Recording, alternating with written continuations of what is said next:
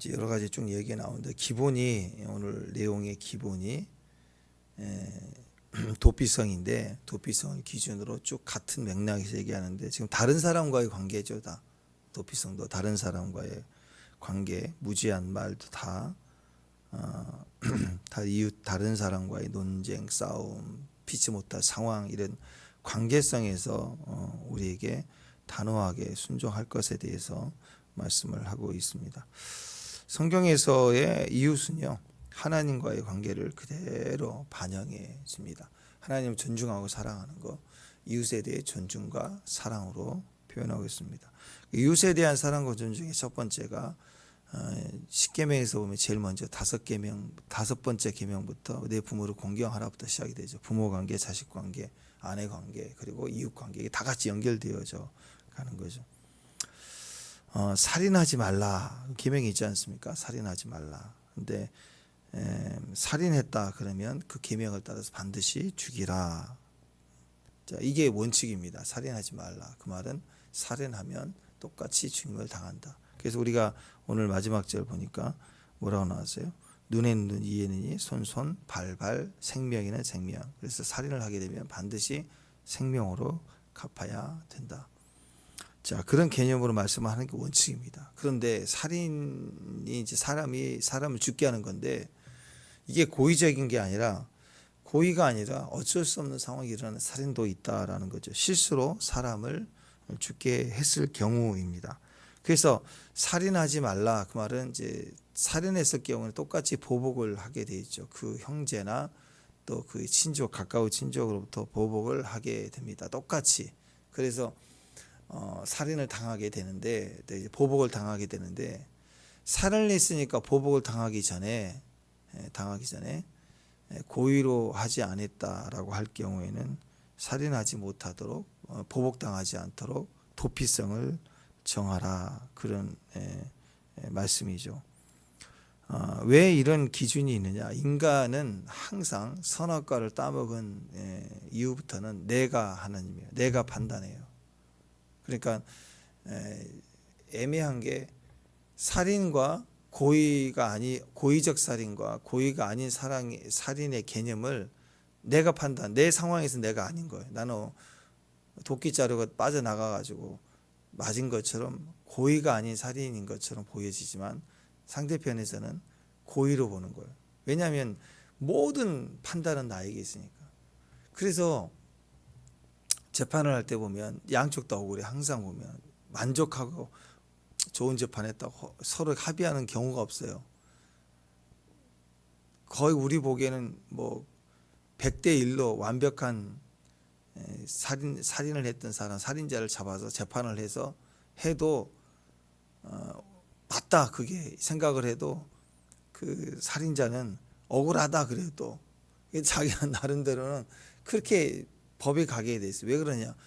그건 다 자기 기준에서 모든 것을 보기 때문에 그렇습니다. 내 판단 기준, 내가 편한 거, 내가 좋은 거, 나를 위한 이익에서 판단을 하기 때문에 모든 싸움에 그래서 만족이 없어요. 다 자기. 그리고 재판장에 의해서 또 다르고 그 재판을 상소에서 위로 올라가면 또 다를 수도 있어요. 그래서 기준은 항상 어디가 있느냐? 법의 기준을 가지고 산다고 하지만 재판장도 법에 의해서 판단을 한다고 하지만 사실은 그 기준을 사람에게서 나오기 때문에 내가 좋은 거, 내가 편한 거, 내가 옳은 거대로 가기 때문에 거기에는 반드시 문제가 공의가 일어날 수가 없습니다. 그래서 이 도피성의 기준을 두는 것은 인간의 불안정성을 통해서 우리는 절망할 수밖에 없어 억울할 수밖에 없기 때문에 하나님은 하나님의 기준으로 판단하라. 하나님의 기준으로 살아야 인생이 복되다. 그 얘기를 하는 거예요. 한번 생각해 보세요, 여러분. 그 제가 세월호 사건 한 번씩 얘기하지만 진짜 그 지금도 얼마나 우리 자식이 그렇다면 얼마나 고통스러울까 지금까지. 그렇죠? 거기에는 권사님 뭐 딸도 목사님 아들도 있었고 뭐 그 단원고 거기에 기독교 기도하는 아이들도 많이 있었고 그랬어요. 그 많은 아이들이 죽었을 때 얼마나 억울하고 속상해요. 일단은 누구 책임이냐? 빨리 대처하지 못한 사람들, 뭐 선장, 다 얘기할 수 있겠지만 가장 근본적인 건 너무 아프잖아요. 너무 억울하잖아요. 그 어떻게 보상하겠어요? 설령 옷을 벗고 무슨 책임자들 옷을 벗고 사죄한다고 한들, 미안하고 사과하고, 또는 국가에서 보상을 많이 해준다고 한들 그게 회복이 되겠냐고요. 위로가 되겠냐고요. 근데 한 가지 위로가 될 수 있다면, 천국이 있다면 저는 가능하다고 봐요. 천국이 있다. 진짜 우리의 하나님 아버지 나라에 그들이 그 동안에 믿었던 믿음으로 결과적으로 우리는 다 이해하지 못하지만 지금 천국에 가장 화려하고 아름다운 모습으로 있다. 내가 알 수 있고 믿는다면 그것같이 위로가 되는 게 어디가 있을까요? 그래서 여러분, 모든 기준은요, 행복은 내 기준으로 살면 내가 이겨도 불편하고 져도 명백하게 악한 짓을 해서 망해도 억울한 거예요. 항상 인간은 자기 기준이기 때문에 행복할 수가 없습니다. 그러나 나도 하나님 기준, 너도 하나님 기준, 우리도 하나님 기준으로 살면 우리가 다 같이 복되게 되죠. 하나님 기준이 바로 천국이죠. 하나님 나라는 특징은 통치입니다. 통치. 하나님의 다스림이 있는 것, 그게 축복이라는 거죠. 그래서 인간은 자꾸 선악과를 따먹은 다음부터는 인위적으로 하려고 그래요. 인위적으로 내가 뭘 하려고 그래요. 그 바벨탑 쌓는 것도 그러잖아요. 바로 종교가 나오죠. 또 선악과 따먹자마자 제일 먼저 나타나는 현상, 하나님이 사늘할 때 임하신단 말이에요. 하나님의 공기가 느껴질 때 아담과 하와가 제일 먼저 한 일은 피하는 일이에요. 피해서 뭐 했느냐? 그 나무 잎으로 치마 해 입는 거라고, 부끄러움을 감추는 거라고. 그 당시는 그거지만 그렇잖아요. 나를 포장할 만한 걸 우리가 막 스펙을 쌓고 큰 차를 타고 좋은 집을 사고 하는 건 다 나를 감추게 한 거잖아요. 나의 수치, 나의 불완전함, 나의 부족함, 막 이걸 더 감추고 있는, 그게 자랑이고 브랜드고 그런 거 아니겠어요? 그래서 인간은요, 인위적인 걸 좋아합니다. 인위적인 것. 하나님을 섬기려고 하는데 인위적으로 섬기려고 그래요. 인위적으로. 그래서 그 성경에 보면은 토단을 쌓으라고 하시죠. 사람은 자꾸 토단을 쌓으려고 그래요. 근데 하나님은 흙을 사용할 수 없을 때 다듬은 돌로 제단을 만들라고 하셨잖아요.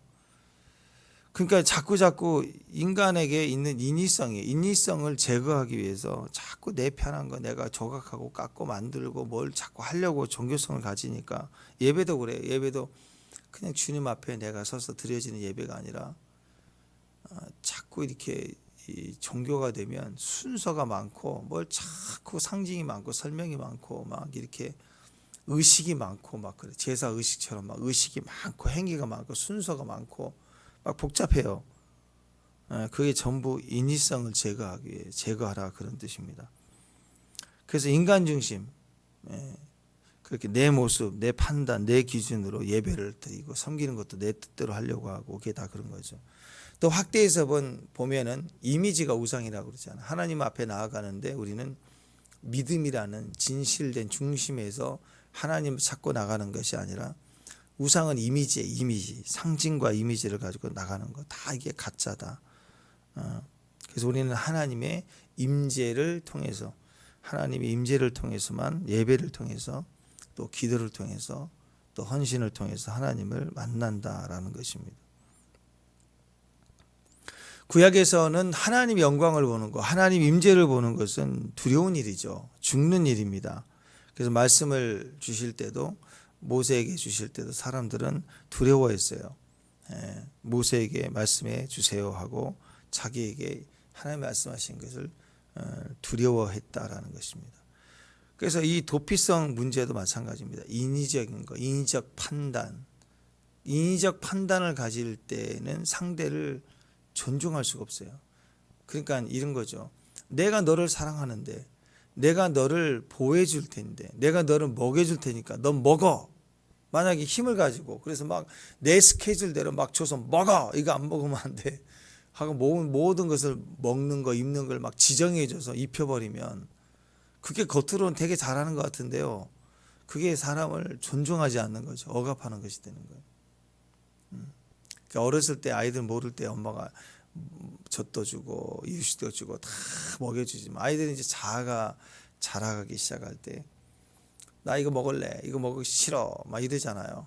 거기서 맞춰서 이제 주기도 하고 또 억지로 또 먹이기도 하지만 만약에 끝까지 그냥 다 큰 아이 청소년 모으는 거 먹어 그렇게 해서 주면 점점 그게 어떻게 되겠어요? 그건 존중한 게 아니죠. 억압하는 거고 학대가 될 수도 있는 겁니다.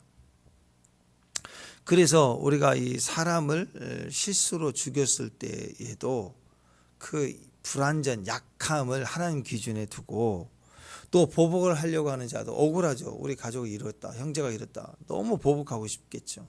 그러나 거기에 또 내 판단에는 저는 일부러 그런 거야.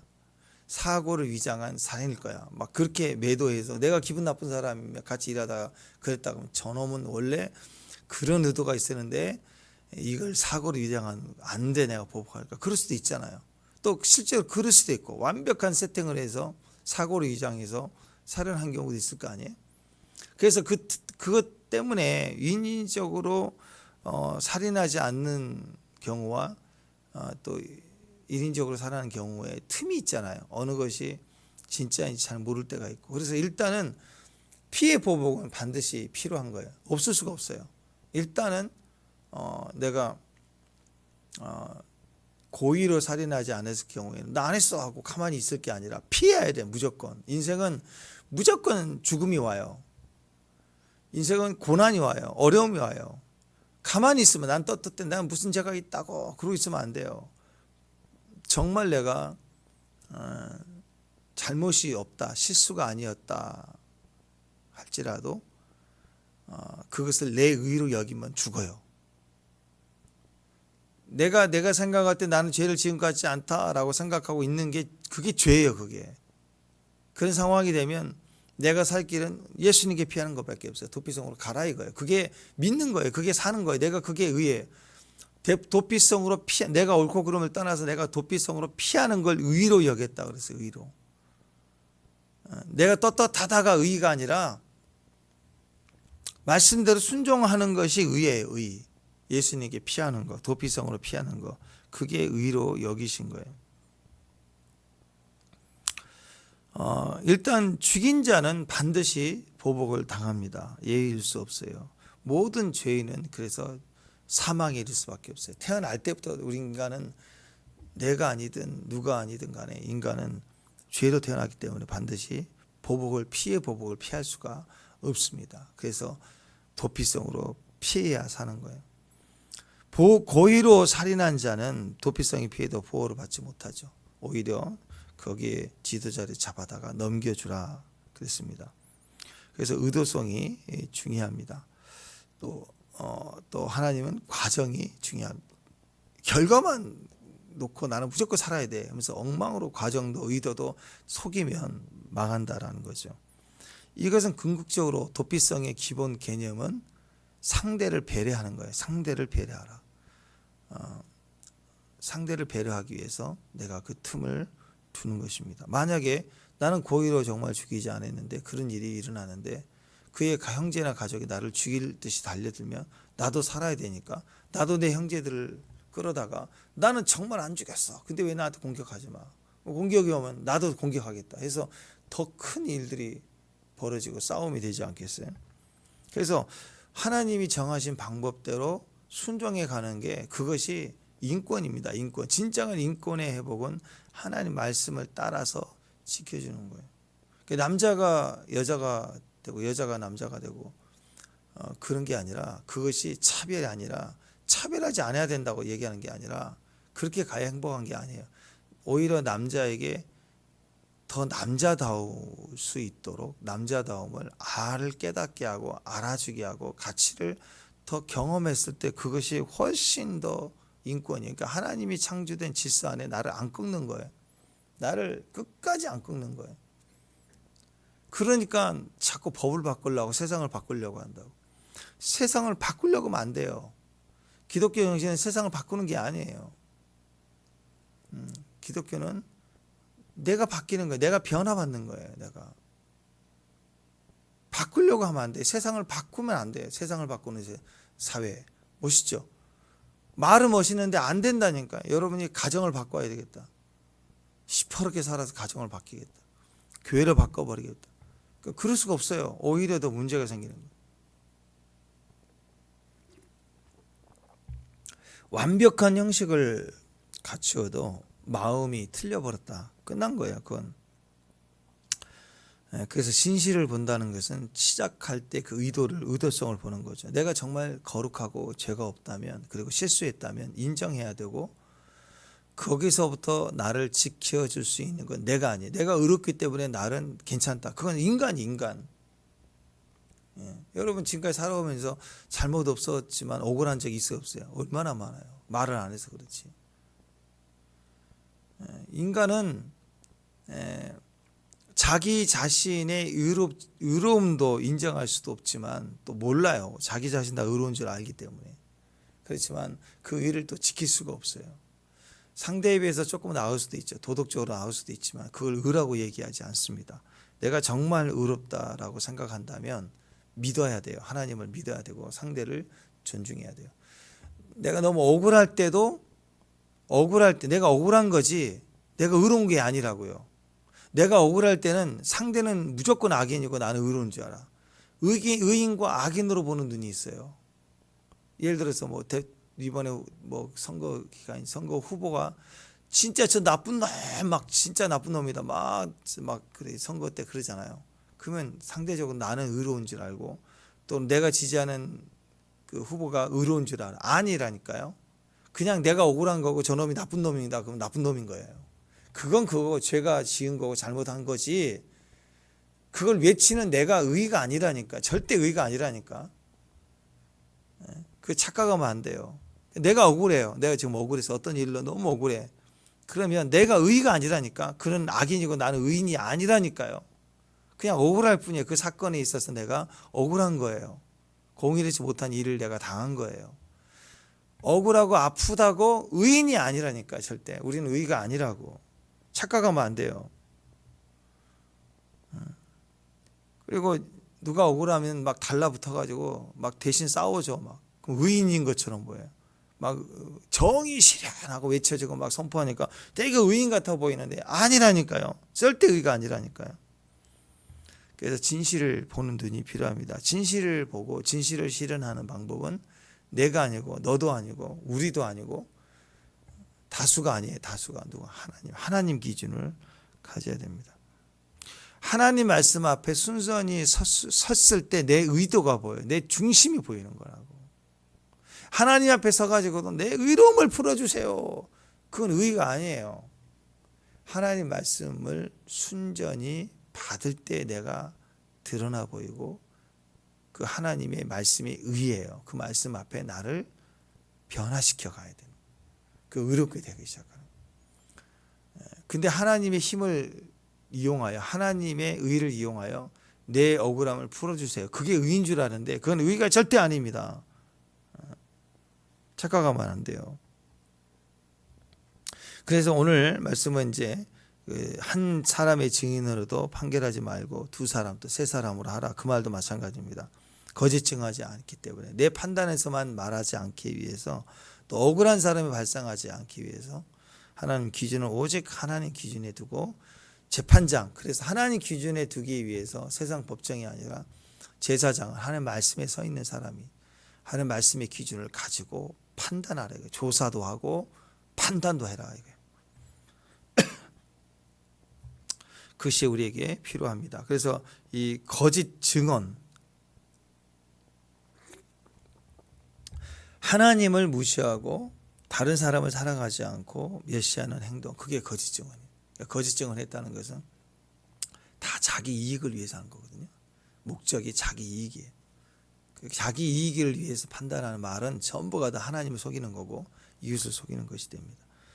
이게 전부 그러니까 거짓 증언하지 말라, 두세 증인이 있어야 된다, 또 도피성, 이게 다 핵심이 다른 사람 관계인데 사람을 존중하라는 거죠. 자기만을 중심에 가지지 말고 하나님을 존중하라, 사람을 존중하라.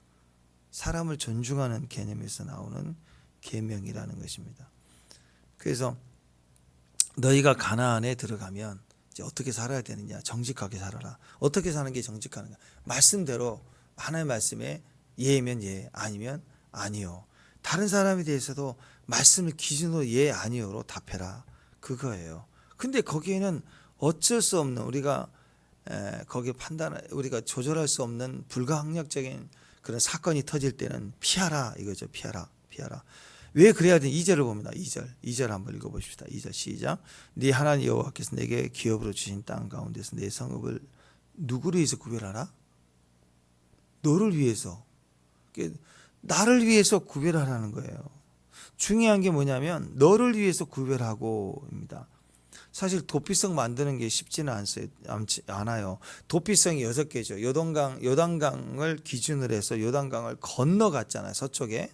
거기에 3군데 위로부터 해가지고 납달리에 있는 게데스, 세겜, 헤브론 이렇게 중간 아래 이렇게 길쭉하게 요단강 기준으로 서편을 3군데 있는데 동편에도 머물러 있었잖아요.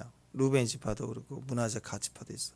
그래서 그쪽도 원래 하나님 원하지 않았지만 하나님 땅을 주셨잖아요. 나중 결국 없어지긴 하지만 일단 그 당시에 살았기 때문에 거기 위로부터 시작해갖고 문하세 지파, 갓지파가 서로 겹쳐 있는데 거기 골란, 길랄, 라못, 그리고 제일 밑에 아래쪽에 이제 베셀 이렇게 세 군데 그래서 6군데를 두었습니다. 여러분 그 서편의 제일 아래쪽에 헤브론 잘 알죠. 헤브론 유다의 헤브론 제일 알죠. 거기 보면은 헤브론이 제일 강력해가지고 가나안 정복 못했어요. 여호수아 때. 근데 마지막에 85세의 갈렙이 이 산지를 내게 주소서 해가지고 그 산지를 갈렙이 점령하잖아요.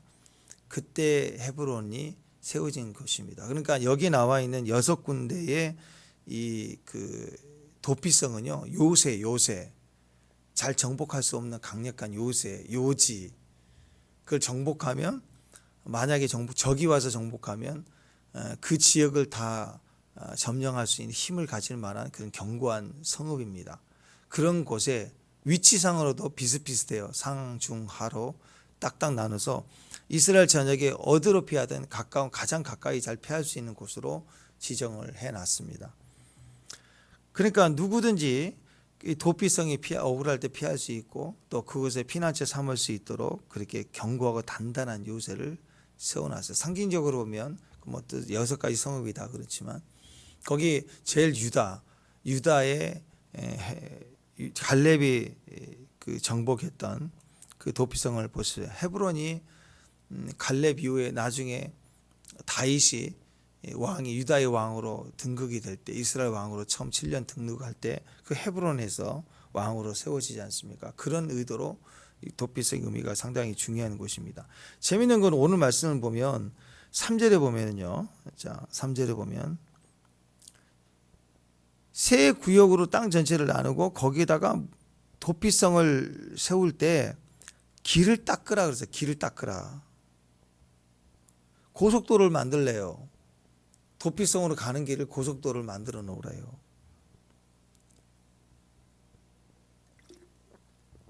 무슨 말이냐? 누구라도 도피할 때 편리하게 돌박 가스밟기 피하다가 숨차 죽을까 봐 피할 때 빨리 피하러 가는 길을 넓고 큰 길을 다 닦았단 말이에요. 예수님이 길을 닦았죠. 내가 길이다. 누구나 쉽게 구원받을 수 있는 길을 만들어 놓으셨어요. 길을 막 어렵게 만들어서 막 도망 못 치게 하고 막 들어가지 못하게 만들고 그런 게 아니라 길을 평탄하게 해라. 하나님의 도피성을 만들 때는 대충 하면 안 됩니다. 눈 가리고 아웅한 식으로 이렇게 하지 말라는 거예요. 의식만 세게 하지 말라는 거예요.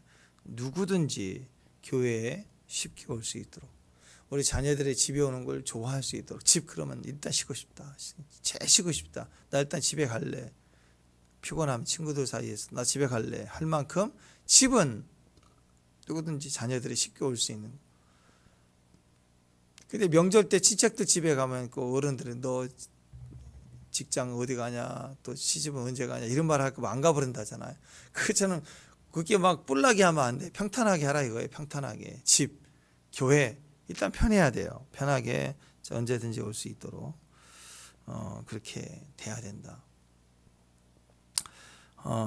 도피성이 그런 의미가 있습니다. 네. 옳고 그름도 있지만 보호가 있고 쉼이 있고 억울한 자들에게는 쉴 수 있는 공간이 돼야 된다. 그래서 죄인들이 잘 도망쳐 나올 수 있도록 길을 평탄하게 해야 된다.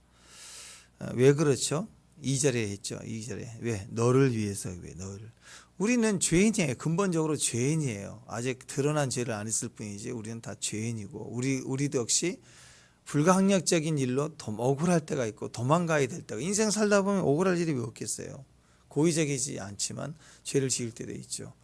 그럴 때 우리를 위해서 해놔야 그게 누군가 어떤 사람을 위해서가 아니라 바로 내가 그런 자이기 때문에 나도 피해야 되는 거죠.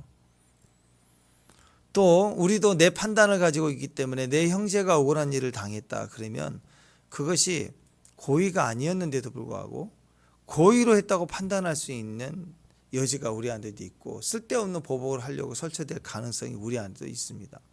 그렇기 때문에 나를 보호하기 위해서 나도 잘못 오해해서 남을 보복하고 났는데 아니었다 그러면 얼마나 또 억울해. 나도 보복을 당해야 되잖아요. 그죠? 그럴 수 있기 때문에 우리는 우리를 위해서 도피성을 모든 자들, 이스라엘 모든 자들을 위해서 도피성이 필요하다. 인생에 구원을 얻을 만한 이름이 없습니다. 누구에게나 구원을 받을 만한 길이 예수님이 유일합니다. 그래서 그것이 있어야 돼요. 자, 예를 들어서 용서라고 해봅시다. 용서가 쉽지 않습니다. 용서하지 않으면 흔히 그런 얘기를 합니다. 내가 하나님 앞으로 돌아가야 되고 내가 하나님 앞에 서야 될 길을 끊어버리는 거예요. 용서를 하지 않으면 끊어집니다. 마음이 묶이면 예배가 기도가 다 끊어지게 돼 있어요. 나머지는 다 의식만 해요. 형식입니다. 용서가 되지 않으면 끊기는 거예요. 은총이 끊어져 버린다고요. 용서는 그 사람을 보고 하는 게 아니에요. 용서는 하나님 보고 하는 거예요.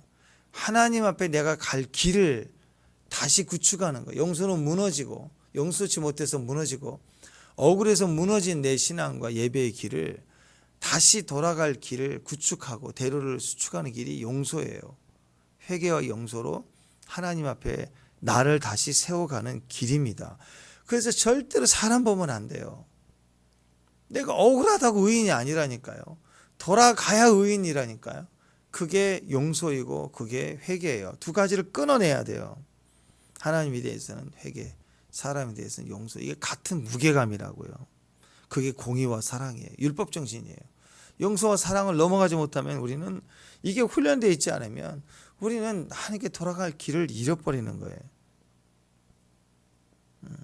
그러니까 사람이나 상황의 억울함을 당한 게 속상한 게 아니라 정작 큰 문제는 우리가 하나님 앞에 서야 될 길이 끊어졌다는 게 그게 무서운 거예요. 우리는 하나님께 가야 될 길이 있습니다. 하나님께 돌아갈 다리가 있어요. 아멘? 아멘. 그렇기 때문에 회개하고 용서해야 되는 거예요. 회개하고 용서. 우리 안에 스스로 들어가지 못해서 그렇지 우리 안에 깊은 자리로 들어가면 우리는 여전히 지금도 하나님 앞에 한계를 만나면 여전히 우리는 우리 안에 하나님 원수됨이 나오고 하나님 억울해하고 하나님 싫어하는 부분이 올라온다고요. 안전지대에서만 깔짝깔짝거려서 안 그런 것처럼 보이죠. 여러분 수영을 아무리 잘해도 우리가 수영을 모르니까 그 앞에서 깔짝깔짝 물놀이 하는 거죠. 물놀이 좋잖아요. 근데 한 20m, 30m 수영을 해도 바다에 가보세요. 한 20m 저만치 가서 발 안 닿고 그럼 놀래가지고 얼른 나와야 돼.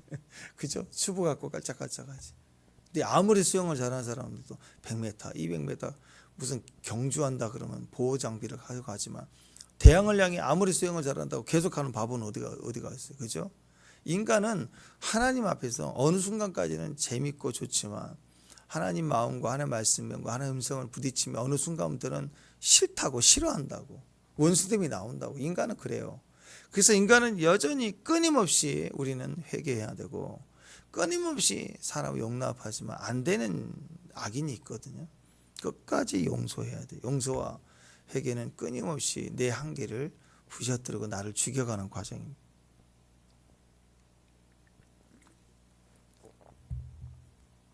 그래서 우리의 상함은 결과적으로는 그 대상이나 사람에서 오는 억울함이 아니라 그걸로 인해서 내가 상하고 그 상한 것을 풀어내지 못한 마음 때문에 하나님 앞에 가야 될 내 길을 잃어버렸다는 게 그게 상한 거예요. 그게 속상한 거예요. 그래서 다윗이 비록 죄를 지었지만 그리고 나서 그가 처절하게 기도했던 건 하나님 앞에서 내가 끊어지는 우슬처럼 나를 정결케 하소서 하고 하나님 임재를 처절하게 구하는 거 보세요. 처절하게 구하는 거 보세요. 그러니까 또 다윗이 또 도망자의 삶을 살 때도 성전 예배의 자리에 서지 못할 때 광야에서 간절히 바라는 예배를 가질 때 하나님 임재를 또 오 주여 내가 하나님께 확정되사오니 하면서 하나님께 정한 마음을 그렇게 간절히 기도하지 않습니까? 우리는 하나님을 놓쳐버리고 하나님께 돌아갈 길이 끊어진 것처럼 큰 고통이 없어요. 그게 가장 큰 상함이에요. 그가 아니라면 나머지는 다 두고 넘어갈 일이란 걸 깨달아야 됩니다. 그게 성숙이죠. 내가 구원받은 죄인이다. 여전히 우리는 의인인데 우리가 의롭다는 거 우리의 의가 아니라 하나님 의를 입은 거기 때문에 우리가 의인이다 승리자다 그 말은 우리가 구원받은 죄인이에요. 그걸 의인이라고 그래요. 구원받은 죄인. 여전히 우리는 죄인이에요. 그냥 구원받은 죄인이에요. 의롭다는 거죠. 그래서 다른 죄인에 대해서도 도피성으로 가는 길을 잘 닦아놔야 돼요. 잘 닦아놔야 돼요. 그게 바로 전도와 같은 거죠. 선교하는 거예요. 또 교회 안에서 헌신하는 거예요. 그 길을 닦는 거예요. 교회 안에 여러분 권사님이나 또 훌륭한 집사님들이 어떤 길을 잘 닦아놓으면 그게 본이 돼갖고 교회의 문화가 돼버리면 스토리가 돼버리는 거예요. 신앙의 스토리가. 길을 여는 거라고. 그런 문화들이 스토리들이 필요해요. 또 하나님이 이렇게 감동을 주신 거지만 저는 우리 집사님이 우리 예진 집사님 시작해서 감사를 쓰고 또 유 집사님 쓰시고 이런 거 볼 때 그게 좋은 문화가 돼서 우리가 쓰는 분도 있고 안 쓰는 분도 있지만 개인적으로 하신 분도 있다고 그러지만 그것을 떠나서 일단은 어떤 일들이 시작이 되는 거예요. 큐티 속의 감사가 시작이 되고 뭔가 좋은 문화가 형성된다는 것은 그걸 가르치기 위해서 한 건 아니잖아. 그죠? 그냥 그렇게 해 나가는데 영향력이 되고 길이 되고 또 나는 나의 길을 간 것뿐이지만 좋은 도전이 되고 스토리가 되고 열매가 될 수 있다. 그렇게 가는 거예요. 우리는 끊임없이 감사로 우리의 자신을 확인받고 또 어려움도 주님께 다시 sacrifice 희생을 올려드리고 전도하고 헌신하고 이 모든 것들이 다 그런 배경에서 올라가는 것이 되는 것입니다. 그러니까 친절을 베푸는 게 필요해요. 상대를 존중해 줄 게 필요합니다. 그게 도피성이에요. 그게 상대를 친절하게 도와주고 친절함을 보이고 상대를 존중해 주면 내가 존중을 받아요. 여러분 정말 틀림없습니다. 이건 기억하세요. 대접받고 싶은 대로 대접하라. 그 말은 반드시 보복이 와요. 도피성은 피의 보복이지만 헌신도 피의 복이 임해요. 복수는 피로 피를 불어넣는 복수지만 피를 흘려 땀을 흘려서 남을 섬기면 그 사람도 피를 흘려서 땀을 흘려서 나를 도와준다고. 그냥 대충 돕지 않아요. 네. 어떤 분은 그래요. 꼭 밥을 사주면 꼭 빚을 내서라도 밥을 사는 사람이 있다고. 그런 사람이 있다니까요. 여러분이 힘껏 도와주면요. 그걸 어떤 분은 바로 힘껏 도와주기도 하지만 어떤 사람이 사실 입 닦는 분도 있죠. 그런 사람도 있지만 뭐 그런 사람 보고 사겠어요. 내가 하나님 보고 하는 거니까. 그러면 신기한 일이 벌어집니다. 그 사람은 나를 외면하고 잊어버릴 수 있는데 전혀 모르는 웬 사람이 오늘 처음 봤는데 나를 힘이 겹도록 도와주는 일이 생긴다니까요. 그게 대접하는 대로 와. 근데 그게 하나님을 보고 했을 경우에는요. 나는 그 사람이 한 번 밥을 샀지만 어려운 일 도와줬지만 그 사람은 나에게 도와준다고 하면 한 번인 것 같잖아요. 안 그래요? 여러분 도움을 진짜 위급할 때 좋은 도움을 받으면 평생이 남아 있어서 나는 그 사람에게 여러 번에 대해서 갚게 돼 있어요. 여러분. 진짜 큰 도움을 받을 때는 너무 고마운 게 남아 있어요. 그러니까 여러 번 돕게 돼 있다고요. 그래서 여러분 이왕 도울 때요. 대충 옛다 하고 돕지 마세요. 진짜 존중해서 도와야 돼요. 섬겨야 돼요. 피를 흘려서 섬겨야 돼요. 그러면 우리 주변에 피해 보복자가 많아요.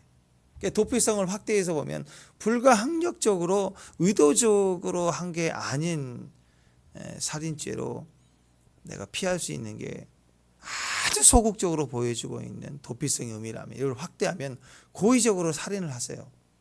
말 이상한 거지만 고의적으로 나를 죽이고 상대를 살리는 고의적인 피를 흘려보세요.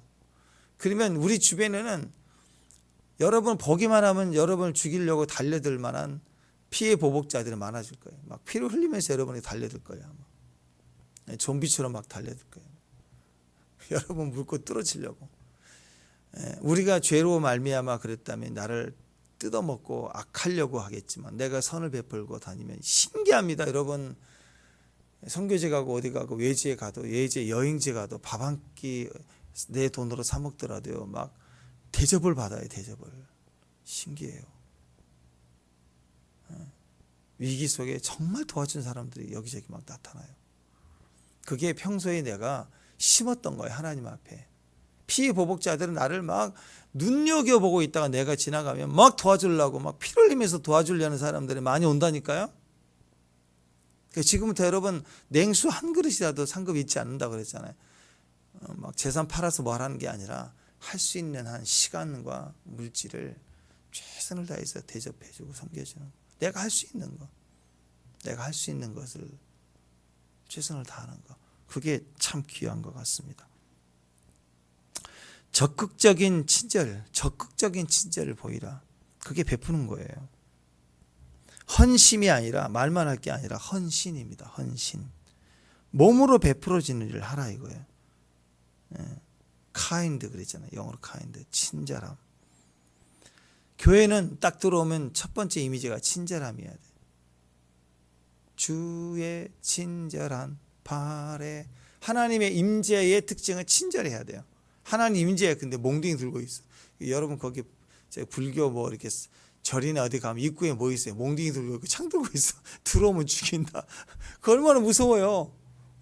그게 아니라 주님은 친절한 팔을 착 안아주고 막 달려올 때 안아주는 예수님의 모습이 그런 거 아니에요? 친절함이 필요합니다. 교회도 친절함, 가정에도 친절함, 사람을 대할 때 친절해야 돼요. 친절해야 돼요. 기도할 때 울고 불고 있어도 사람을 대할 때는 친절해야 됩니다. 그럼 너무 영적이야 하고 사람 볼 때도 막 너무 영적으로 대하면 무서워요. 너무 보자마자 막 떴다 봤다 그런 얘기하면 얼마나 무섭겠어요. 밥 한 끼 먹고 싶었는데 떴다 봤다 이런 얘기만 하면. 근데 주님을 내가 경험했던 친절함을 나누는 건 어떤 대화도 어떤 상황도 우리에게 참 마음을 편하게 하고 유익을 줘요. 대부분의 간증은 하나님의 친밀함, 친절함을 경험했던 간증들. 우리가 그런 얘기를 들으면 그게 공유가 된다고. 공유. 그게 축복인 거예요, 여러분. 친절의 몸에 배워야 됩니다. 생각에서부터 말 한마디부터 이 두 손 중에 손 하나 도와주는 것부터 친절해야 됩니다. 친절이 기준이 되어야 됩니다. 존중해야 돼요. 뭐 예쁘게 생긴 사람한테 친절하는 거 어렵지 않죠. 멋있게 생긴 남자에게, 또 그런 유력자, 힘을 가진 자에게, 나에게 이익을 줄 만한 사람에게 친절하게 대하는 건 어렵지 않습니다. 죄인들에게 친절하래요. 죄인들에게 친절하라. 어떻게? 길을 닦아주라는 거예요. 길을 닦아주라. 교회도 오면은 막 처음 본 사람이지만 가서 친절하신 분들이 있어요. 막 도와주고 길을 닦아주고 숟갈도 놔주고. 우리 성도님들 너무 잘하시는 것 같아요. 잘 친절하게 잘 대해주고 필요한 것들을 살펴주고, 그게 참 중요한 것 같습니다. 살인자들이죠. 죄인 중에서도 살인자들이 얼마나 무지무지해요. 그리고 또 불안하잖아요. 근데 친절을 베풀래요. 부지 중에 살인자들이지만 그래도 살인자잖아요. 또 다른 사람들이 볼 때 저거 도피성이 나오기만 해봐 넌 죽여버릴 거야 하는 사람들은 눈동자가 주변에 있는 사람들이 얼마나 부담스러워. 잘못 엮이면 도와주다 엮이면 나에게까지 안 좋을 수도 있는 일이 있을 수 있잖아요. 그 부담이 있어요. 그렇지만 선대하래. 친절을 베풀라. 죄인들에게 친절하라. 우리를 억울하게 한 자들에게 친절하라. 그게 교회예요. 교회. 그게 하나님 원하시는 모습이 도피성의 모습입니다. 도피성은 친절해야 돼요. 도피성이 들어오면 친절해야 돼요. 교회에 들어오면 친절해야 돼요. 피난처에 교회 오는 길을 제한을 두면 안 돼요. 누구든지 올 수 있어야 됩니다.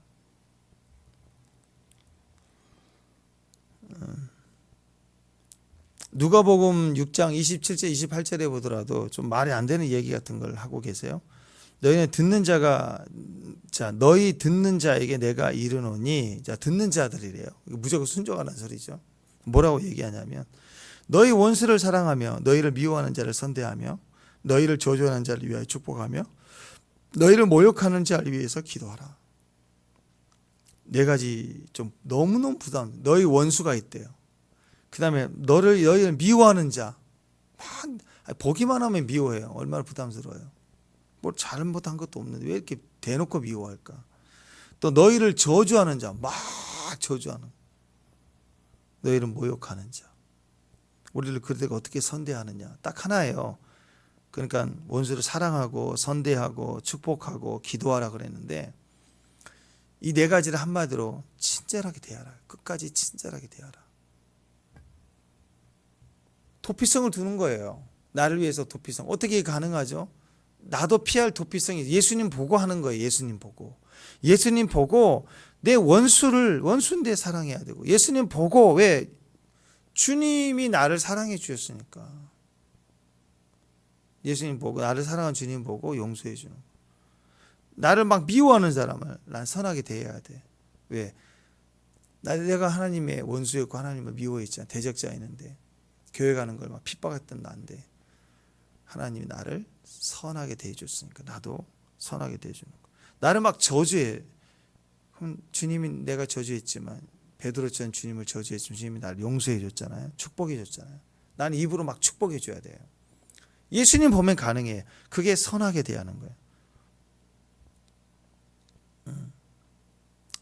자, 이렇게 살라. 그것이 주의 모습이었다는. 스데반이 그랬죠. 자기를 돌로 쳐 죽이고 미워하고 저주하고 그랬던 모욕하고 그때 스데반이 그래 죽을 때 그 천국과 지옥 앞에서 보자. 어디로 가나 내가 시퍼렇게 두 눈을 뜨고 지켜볼 것이다. 막 하면서 너 큰 돌 작은 거 말고 큰 거 던진 너 두고 보자. 스데반 죽으면서 그랬나요? 예수님과 똑같죠. 저들을 알지 못한다. 용서해 달라. 저들에게 돌리지 말아 주세요. 그러지 않습니까? 끝까지 스데반은 그들을 선대했고 사랑했고 축복했고 그들을 위해서 기도했어요. 이 네 가지 필요합니다. 사랑했고 선대했고 입으로 늘 축복하고 축복합니다. 그리고 그들을 위해서도 기도하고 중보하고 이 네 가지가 친절한 모습이에요. 성도의 친절한 모습. 도피성 기억해야 됩니다. 도피성을 위해서 내 자신을 위해서 세우는 방법이고 길을 닦고 그 모든 것도 다 뭐예요? 친절함을 베풀어 가라라는 거. 우리 자신에게 친절해야 되고 다른 사람에게 친절해야 되고 교회 안에 용서가 있어야 되고 그 말을 친절함으로 볼 수 있습니다. 우리가 우리에게 죄 지은 자를 사하여 준 것 같이 우리 죄를 사하여 주옵시고 똑같은 거예요. 하나님께 우리 죄를 사해 주심을 보고 우리도 다른 사람의 죄를 용서해 주고 또 사해 줄 수 있는 권한이 교회에 있다라는 것입니다. 그래서 언제든지 우리를 항상 우리에게 친절하신 주님을 항상 선대하고 사랑하고 우리를 축복해 주시고 또 우리를 위해서 기도해 주시는 주님의 이 모습을 그 친절함을 가지고 사는 귀한 성도가 되기를 바랍니다. 기도하겠습니다. 하나님 우리 원수를 사랑하고 또 우리를 미워하는 자를 선대하고 또 우리를 저주하는 자를 축복하고 또 모욕하는 자를 위해서 품어서 기도할 수 있는 친절함 그 친절함을 가진 귀한 종들 되게 하옵소서. 언제든 피할 수 있는 가정 언제든지 피할 수 있는 교회 또 우리 모임이 될 수 있도록 주께서 함께해 주옵소서. 예수님 이름으로 기도합니다.